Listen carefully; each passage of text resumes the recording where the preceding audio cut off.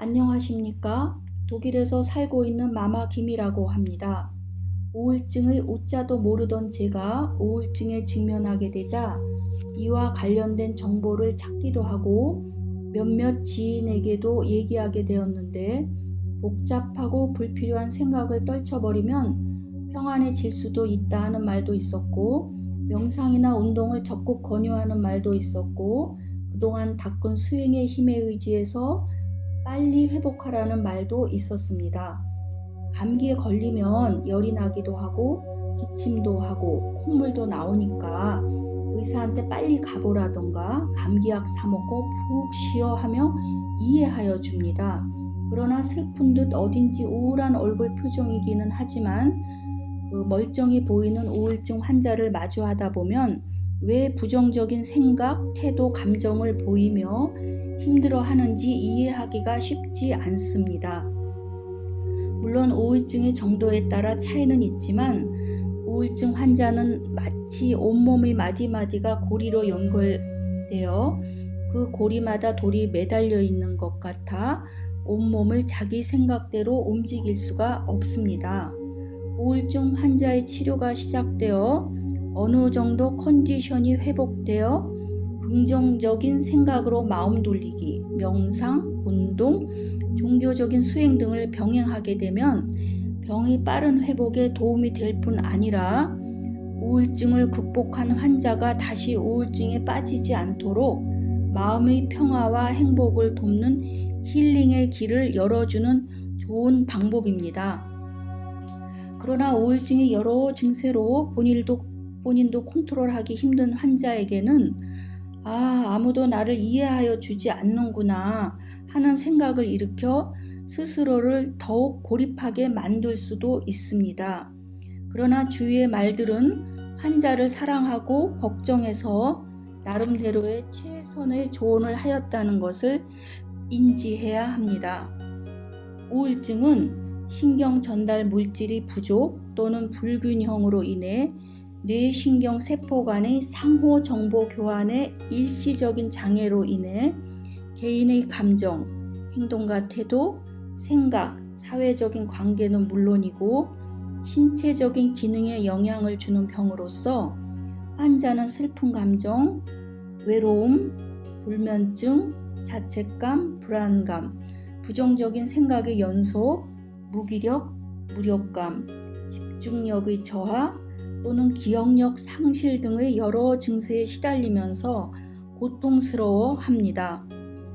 우울증은 사람의 얼굴과 성격이 각각 다르듯이 유전적인 요소, 가족 간의 유대관계, 성장 과정과 생활 환경에 따라 1000개의 얼굴을 가지고 있을 정도로 일괄적으로 이 테마를 다루는 것은 결코 쉬운 일은 아니라고 생각합니다. 그러나 우울증의 전형적인 증세의 치료 방법 그리고 원인들이 최근에는 많이 알려져 있어 그나마 다행한 일이 아닐 수 없습니다. 저의 경우는 전형적인 증세의 치료 방법이 적용된 경우로서 이곳 대학병원의 거의 2달간의 입원 생활을 포함해 약 10개월간의 경험을 토대로 서로의 아픔과 어려움을 나누고 서로에게 힘과 도움이 되었으면 하는 바람으로 이 동영상을 만들게 되었습니다. 아무쪼록 우울증으로 고생하는 분들은 물론이고 가족 또는 지인, 친구, 직장 동료분들에게도 참고가 되어 서로를 배려하고 이해하는 내용이 되었으면 하는 마음 간절합니다. 우울증은 어느 날 갑자기 생기는 병이 아니고 각 개인이 처한 환경과 상황에 따라 어느 정도 기간을 두고 쌓여진 배경 스토리와 잠재적인 성향으로 천천히 진전하는 병입니다. 저는 작년 4월경부터 슬프고 외로운 감정이 들기도 하고 잠이 들 때까지 많은 시간이 소요된다던가 자다가도 자주 깨기는 하였지만 일상생활을 하는데 별다른 그런 지장이나 어려움이 없었고 마침 이 시기가 장기간의 직장 생활을 잃고 아이들이 독립하던 시간이 겹치다 보니 자연스러운 현상이겠지 하며 지내게 되었습니다.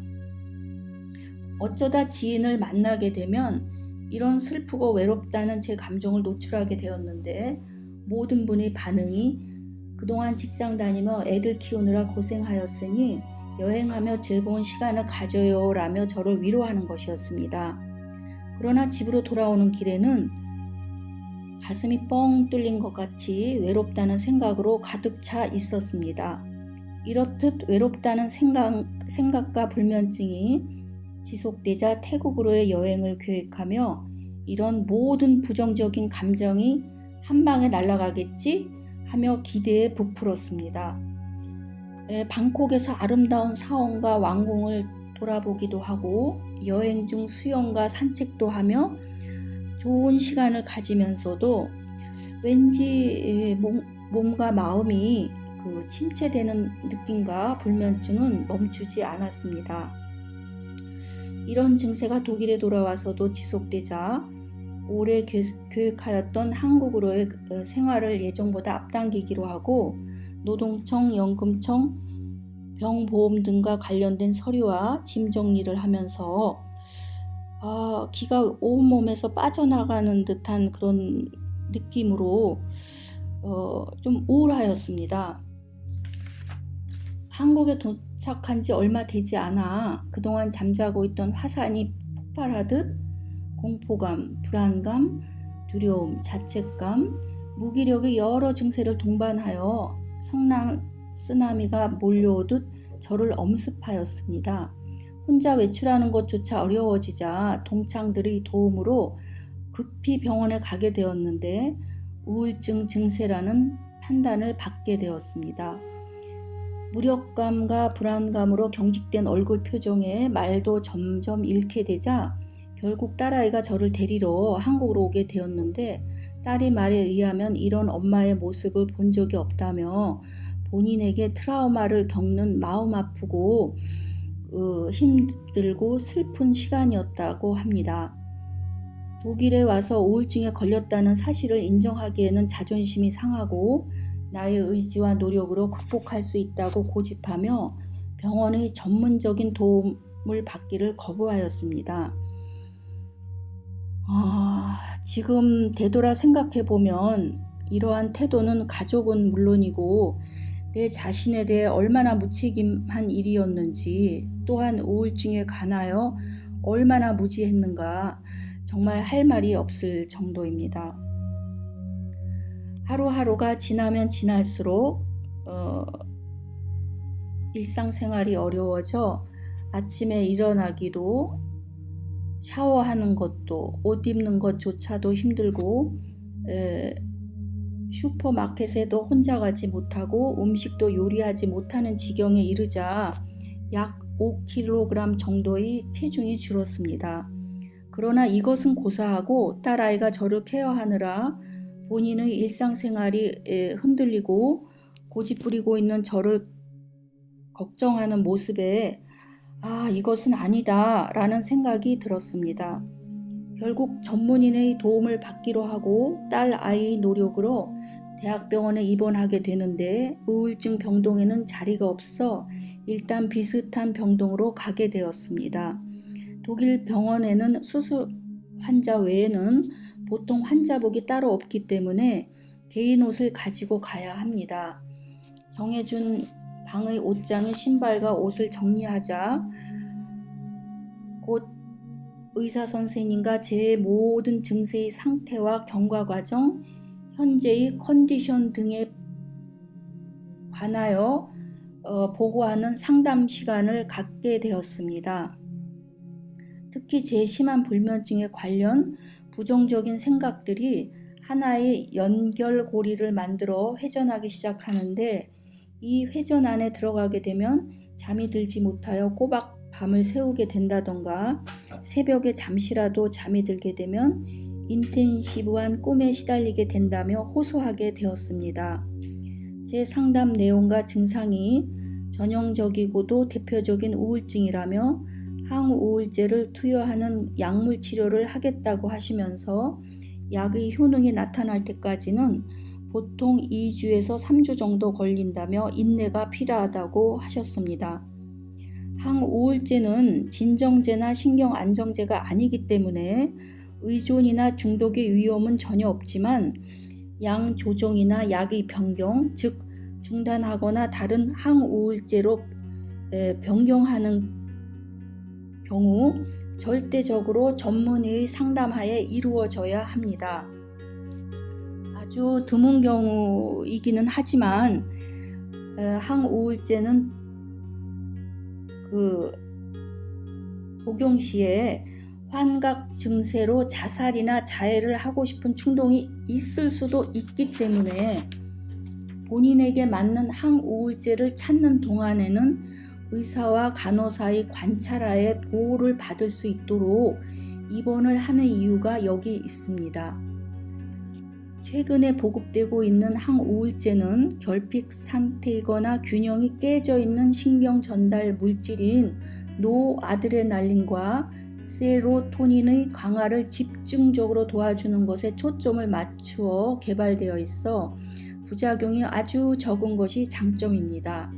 저에게 처방된 항우울제는 눌로세틴으로 아침 60, 점심 30mg의 양에서 일주일 후에 60mg으로 높여졌다가 9주 후에는 30mg으로 다시 감소되었습니다.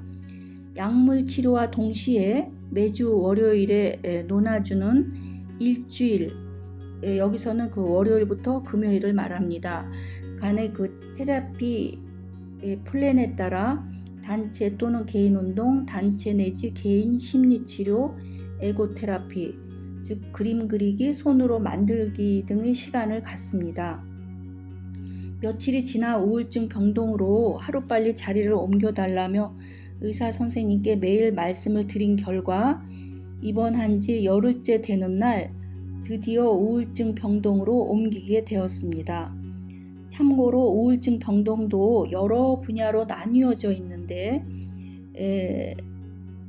저 같은 경우에는 오픈 병동으로 하루에 6시간에서 8시간 정도의 외출과 주말에 1박 2일이 외박이 허용되어 있습니다. 병동을 옮기는 시간이 마침 점심때라 부엌에서 식사하는 환자들을 보니 놀랍게도 20대, 30대 젊은 층이 대부분이어서인지 분위기도 환한 것 같고 기분도 좋아졌습니다. 병원의 하루는 아침 식사 후에 식사는 모두 병원에서 제공합니다. 간호사는 이렇게 3교대로 일을 합니다. 환자 모두 부엌에 모여 월요일에 각각 받은 일주일 테라피 플랜에서 변경된 그날의 스케줄이나 월, 수, 금은 의사 선생님과 상담하는 날인데 시간이나 어떤 변동이 있으면 알려줍니다. 특히 수요일은 높은 의사 선생님과 시니어라고 해야 할까요? 병동의사 2분, 심리치료사, 간호사들이 쭉 앉아있는 방에서 이들을 마주보고 혼자 앉아 현재의 컨디션, 주말 외출 계획에 대해 얘기하고 궁금한 점이 있으면 질문하고 대답하여 주는 시간을 갖습니다. 환자들이 가장 신경을 쓰는 상담 시간이기도 한데 시니어 선생님이 약물 치료나 정기경련 테라피가 환자에게 어떤 반응을 보이는지에 따라 판단하여 앞으로의 치료 방향을 결정하고 다른 약들, 예를 들면 수면제, 신경안정제 등등의 약의 강도와 조정에 관해서도 최종적으로 결정하기 때문입니다. 상담 내용은 병동 의사 선생님이나 간호사가 컴퓨터에 동시 기록을 합니다. 2주가 되기까지는 마냥 슬프고 불안한 생각에 자주 울었습니다. 2주 반 정도가 지나자 슬프고 불안하고 부정적인 생각이 안개가 걷히듯 서서히 사라지면서 아침 단체 운동 시간에 매일 참가하고 개인 지도하의 운동 시간에는 처음에는 간단한 체조도 힘들었는데 점차 탐보린, 배드민턴, 줄넘기, 선생님과 공원에 나가서 빨리 걷기를 하는 등 강도도 높이게 되었습니다. 그리고 테라피 시간도 점차 적극적으로 참가하였는데 그 공부 내용은 우울증이란 무엇인가, 우울증의 증세, 치료 방법, 극복 방법, 재발 방지법, 스트레스 관리 방법, 릴렉스 테라피 등으로 다른 환자들의 경험과 의견을 들을 수 있어 개인적으로는 도움이 많이 되는 늘 기다려지는 테라피 시간이었습니다. 입원 후 3주 정도는 병원 밖으로 나갈 엄두가 나지 않아 테라피가 없는 시간에는 부엌에서 신문을 본다던가 환자들과 대화를 나누고는 했는데 어느 날 과일이 먹고 싶어 다른 환자에게 요청해 함께 병원 근처에 있는 동네 슈퍼에 다녀오게 되었습니다.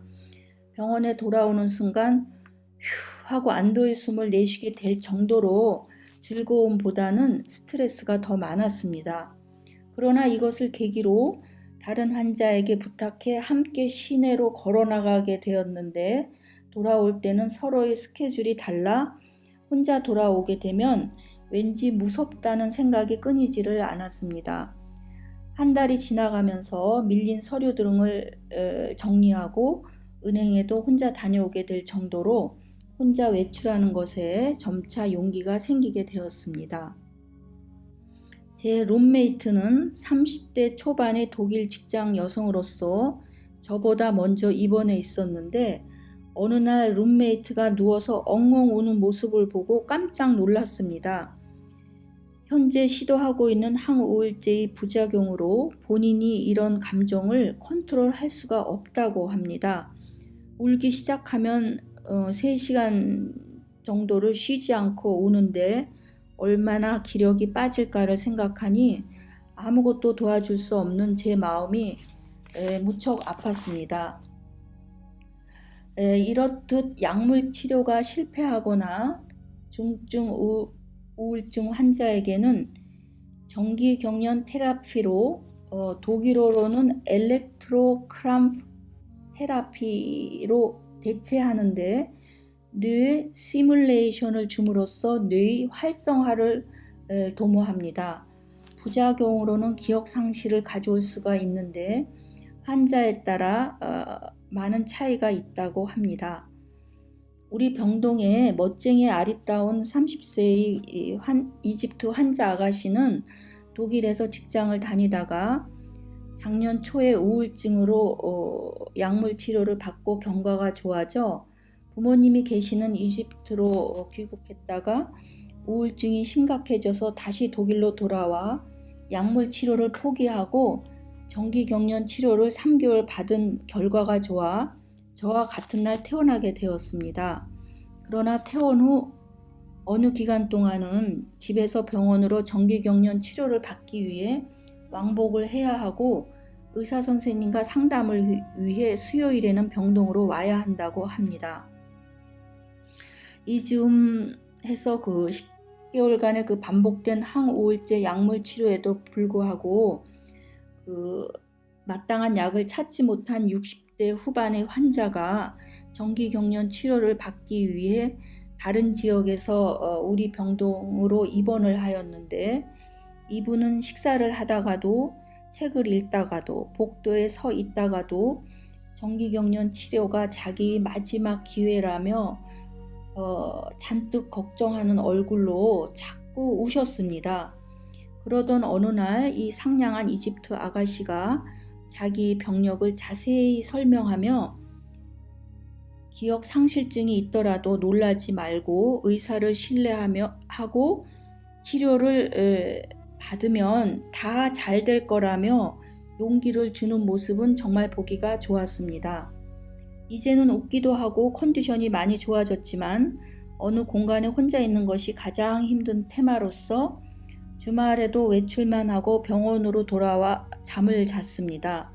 이런 문제는 저에게만 있는 것이 아니라 예를 들어 12월 31일 연말에는 총 16명의 환자 중에 11명이 비슷한 이유로 병원에서 세해를 맞게 되었는데 서로 대화는 많이 하지 않았지만 피자를 직접 만들며 오븐에 구우며 모두 즐거워하였습니다. 나 혼자만이 외로움을 느끼는 게 아니라 이 젊은 사람들도 그렇구나 하는 연대감이랄까요? 그런 공유감이 위로가 되어 저에게는 그 심리적 안정에 도움을 주었습니다. 약물 치료를 시도한 지 5주쯤 되자 부정적인 생각의 연결고리 회전에 더 이상 빨려 들어가지 않는다는 것을 알게 되었습니다. 부정적인 생각이 흩어졌다, 모였다는 하지만 저를 괴롭히던 연결고리가 사라지는 것을 느낄 수 있었는데 아직도 불면증으로 수면제를 복용하고는 있었지만 의사 선생님의 처방하에 약의 강도와 양을 점점 감소하게 되었습니다. 퇴원 날짜가 예상되는 2주 전부터 월, 수, 금 의사 선생님들과의 상담 시간에는 퇴원 후에 항우울제 복용량과 시간의 조정을 케어하여 줄 의사는 찾았는지, 방문 약속 시간은 정했는지 계속 체크를 합니다. 그리고 심리치료를 받을 것을 권장합니다. 제 경우 항우울제를 6개월에서 1년 정도 복용해야 할 것으로 예상은 하지만 절대적으로 전문 의사와의 상담하에 정해진 기간 동안 반드시 규칙적으로 약을 복용해야 합니다. 우울증 병동에서 항우울제와 정기경련 테라피 치료 방법으로 안정이 되면 저와 같이 퇴원하는 경우도 있지만 환자의 상태가 오랫동안 누적되었던 스트레스나 트라우마 등등으로 인해 아직 안정되지 않았다고 판단이 되면 환자와의 상담을 통해 정신의학 병동이나 집에서 아침에 병원 내지 비슷한 치료시설로 출퇴근하는 옵션을 선택하여 지속적인 심리치료, 운동, 그리고 여러 테라피를 집중적으로 받게 됩니다. 저 역시 온전한 나의 삶을 위해 규칙적인 생활, 운동, 의사의 처방하에 항우울제를 규칙적으로 복용하는 것은 물론이고 어느 날 길가에 피어있는 작은 꽃에서도 행복의 미소를 지울 수 있도록 노력을 늦추지 말아야 할 것입니다. 제니어 의사 선생님의 판단에 의하면 저의 우울증은 전문 용어로는 empty nest 신드롬이라고 합니다. 즉 아이들이 성장하여 독립하게 되면 부모들은 텅 빈 듯한 공허감, 외로움, 슬픔, 근심, 걱정을 경험하게 되는데 적어도 2주 이상 이런 감정이 지속되면 우울증을 의심해 봐야 한다고 합니다. 부모들이 취미생활, 정기적인 운동, 친구들과의 관계, 사회관계를 본인들이 행복하고도 즐거운 삶과 생활을 위하여 평소에 잘 관리하고 있다면 아이들이 독립하여 부모 곁을 공간적으로 떠나더라도 이러한 것들이 든든한 다리가 되어 자기들이 본연의 생활로 스무스하게 넘어갈 수 있다고, 즉 연결이 된다고 생각합니다.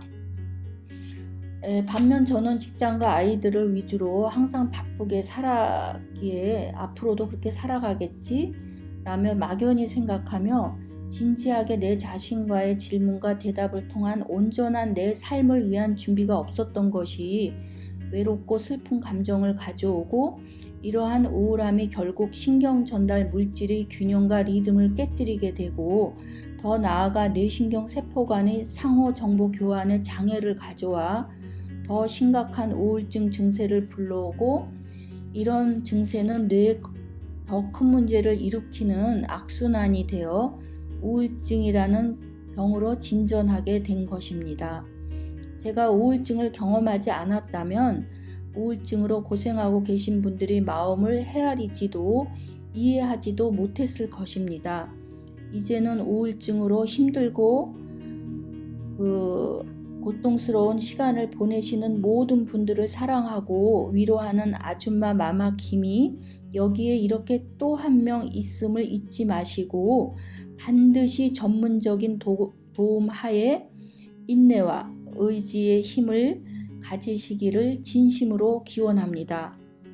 끝으로 이곳의 의사 선생님들과 간호사, 그동안 함께한 환자들, 그리고 고등학교 동창인 고정녀, 정인경, 이자은, 윤정선, 황정아, 그리고 내 소꿉친구 김혜숙에게 아주 감사한 마음을 전합니다. 그리고 언니 병원에 입원했어? 하며 보이스 저쪽에서 엉엉 울던 동생에게 응 이라고 하자 언니 잘했어, 언니 빨리 나라며 우는 동생을 뒤로 하고 핸디 소리는 물론이고 라디오, 텔레비 소리와 색깔에도 극도로 민감해져 있는 저는 하루도 빠지지 않고 연락을 하는 동생이 카카오톡 문자도 보이스톡도 병원에 입원한 지 한참이 지나서야 그나마 대답하고 통화하게 되었습니다. 정말 동생에게 고마워하는 인사를 전합니다. 그리고 무한한 사랑과 인내로 엄마를 격려하여 준 딸아이 레나와 아들 메알린, 다정다감의 천사 레나 친구인 김유림, 그리고 애들 아빠인 볼프강에게도 감사한 마음 전달합니다. 특히 저를 너무너무 걱정하고 많이 울어준 딸에게 레나야 미안해, 그리고 정말 고마워, 다시 한번 감사의 말을 전합니다. 고마워.